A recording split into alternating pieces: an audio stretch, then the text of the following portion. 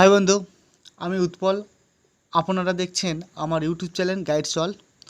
তো আজকের আমরা ক্লাস নিচ্ছি যে যারা এমএস ওয়ার্ড জানে না, ঠিক আছে, যা কম্পিউটার তার নতুন শিখছে, তো আজকের সেই ভিডিওটা তাদের জন্য। তো এমএস ওয়ার্ডে আমরা কাজ করব, আচ্ছা, এমএস ওয়ার্ডে একদম প্রথম থেকে শেষ পর্যন্ত। তো এমএস ওয়ার্ডের যাবতীয় যা কোর্স আমরা পার্ট পার্ট করে ভাগ করে আমরা ভিডিও আপলোড করব। তো আজকের এমএস ওয়ার্ড একদম প্রথম থেকে আরম্ভ করছি। তো প্রথম হচ্ছে এমএস ওয়ার্ড আমরা ওপেন করব কিভাবে। তো এমএস ওয়ার্ডের ওপেন করতে গেলে তার আগে বলে রাখি যে এমএস ওয়ার্ডের ফুল নেম হচ্ছে মাইক্রোসফট ওয়ার্ড, ঠিক আছে। সে ফার্স্ট এমএস ওয়ার্ডটা ওপেন করব, তাহলে স্টার্টে চলে যাব, যার পরে অল প্রোগ্রামে যাব, অল প্রোগ্রামে যাওয়ার পরে মাইক্রোসফট অফিসে যাব, মাইক্রোসফট অফিসে যাওয়ার পরে মাইক্রোসফট ওয়ার্ডে যাব। এই হচ্ছে এমএস ওয়ার্ড ওপেন হয়ে গেছে। আরেকটা পদ্ধতি আছে কি, উইন্ডোজ কি আর প্রেস করব, করে এখানে লিখব উইনওয়ার্ড, উইনওয়ার্ড লেখার পরে আমরা এন্টার প্রেস করব। তো আমরা দুরকমভাবে এমএস ওয়ার্ড ওপেন করতে পারি। তো এমএস ওয়ার্ড ওপেন হয়ে গিয়েছে। তো এমএস ওয়ার্ড ওপেনে এখানে প্রথম হচ্ছে ফাইল, ফাইল আছে, হোম, ইনসার্ট, এই যাবতীয় যা মেনুগুলো আছে আমরা স্টেপ বাই স্টেপ আমরা আলোচনা করব। তো এখন হচ্ছে আমরা ফাইলে চলে যাব। ফাইল থেকে হচ্ছে save, save as, open, close. তো আমরা কোনো একটা ডকুমেন্টস তৈরি করব, ডকুমেন্টসটা তৈরি করার পরে আমরা সেটাকে কীভাবে আমরা সেভ করব সেটাই আজকে দেখাবো। তো যদি আমরা লিখি, লেখাটাকে একটু বড় করব, তাহলে এখানটা হোম সিলেক্ট করব। হোম সিলেক্ট করার পরে আমরা এখান থেকে, ঠিক আছে, গ্রুপ ফন্ট, যে গ্রুপ ফন্ট এখান থেকে ক্লিক করে করে এটাকে আমরা বড় করব। এর হচ্ছে শর্টকাট কি হচ্ছে কন্ট্রোল প্লাস শিফট প্লাস গেটার দেন, এই বড় হয়ে যাবে। আবার এটাকে ছোট করতে গেলে তো আমরা হচ্ছে এখান থেকে ছোট করতে পারবো, ঠিক আছে, এখান থেকে ছোট করব। অথবা শর্টকাট হচ্ছে control plus shift plus less than, এবার গেটার দেন আমরা বড় করব। এখান থেকেও টেক্সটার সাইজ বাড়াতেও পারি এবং কমাতে পারবো এখান থেকেও।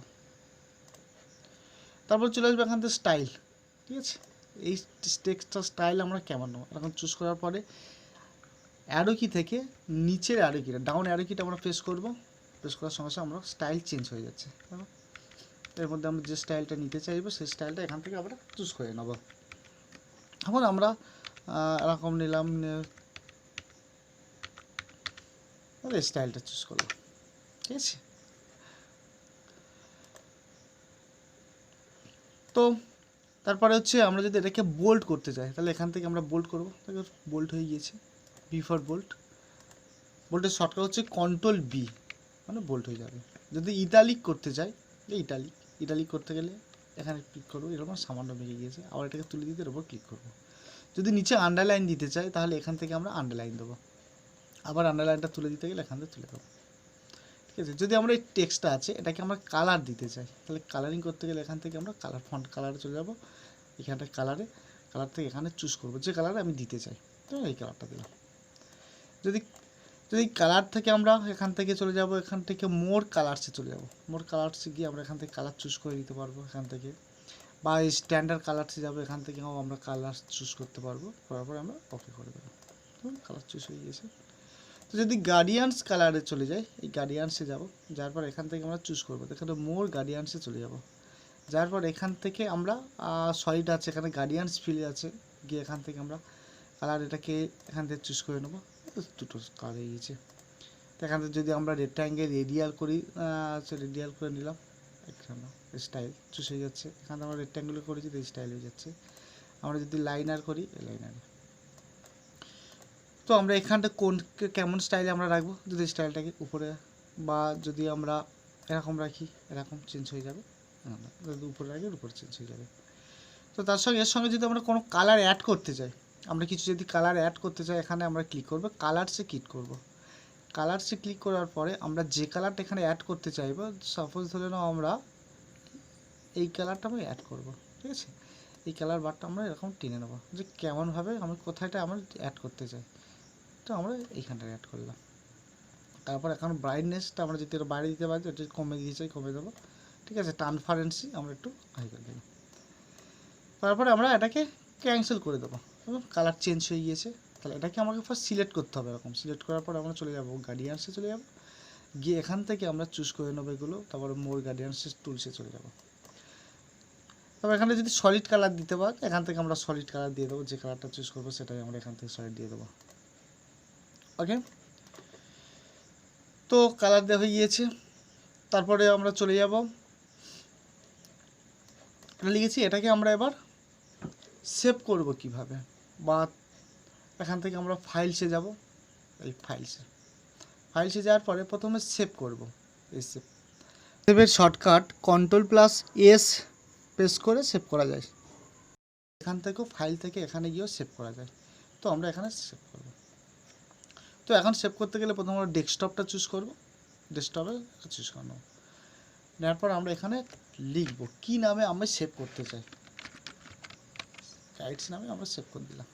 করার পরে আমরা সেভ, তো এটাকে ক্লোজ করে দিলাম। আমরা ডেস্কটপে সেভ করেছিলাম, এই গাইডস নামে সেভ হয়ে গিয়েছে। তো এটাকে আমরা ডাবল ক্লিক করে ওপেন করে নিলাম। তো আমার এটা ওপেন করে হয়ে গিয়েছে। তো গাইডের সামনে সেভ, ঠিক আছে।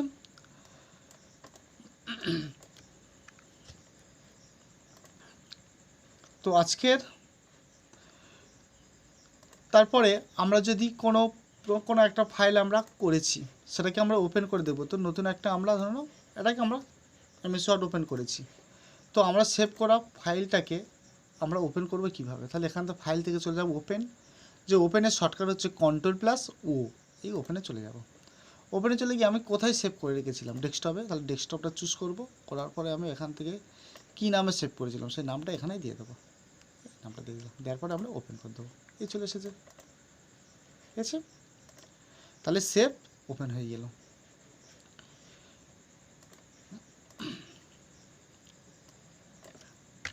তো আমরা নর্মালি যদি আমরা কিছুই একটা লিখি, তো স্টাইলটা আমরা এখান থেকে ধরো এরিয়াল ব্ল্যাক করে নেব, প্রেস করব এরিয়াল ব্ল্যাক, ঠিক আছে। তো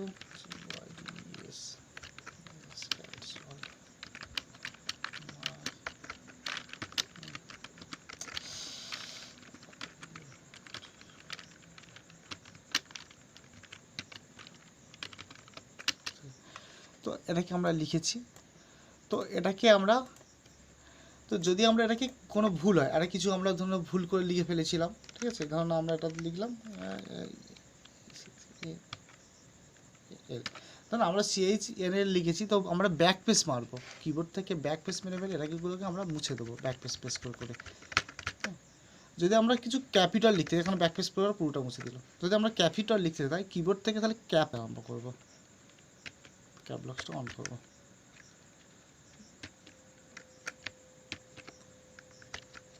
ক্যাপলক্সটা তাহলে শিফট চেপে মারলেও ক্যাপিটাল লেটার হবে, অথবা আমরা ক্যাপলক্স অন করেও লিখলে হবে। তো লেখার পরে আমরা এখানে guides GUIDES guides all YouTube, ফের আমরা শিফট চেপে ওয়াই প্রেস করবো, বড় হবে YU।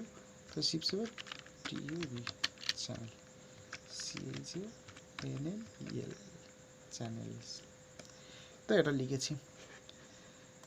তো এটাকে আমরা যদি আর একটা কপি করতে চাই, তাহলে কপির হচ্ছে শর্টকাট হচ্ছে Ctrl+C কপি, অথবা আমরা এর উপরে রাইট ক্লিক করব, করার পরে কপি করতে পারবো। কপি করার পরে আমরা এরকম ক্লিক করে এন্টার মেরে আমরা নিচে চলে আসবো। আসার পরে এর উপর রাইট ক্লিক করে আমরা পেস্ট করতে পারি, অথবা আমরা Ctrl+V পেস্ট করব, করলে আমরা পেস্ট হয়ে যাবে, কপি পেস্ট।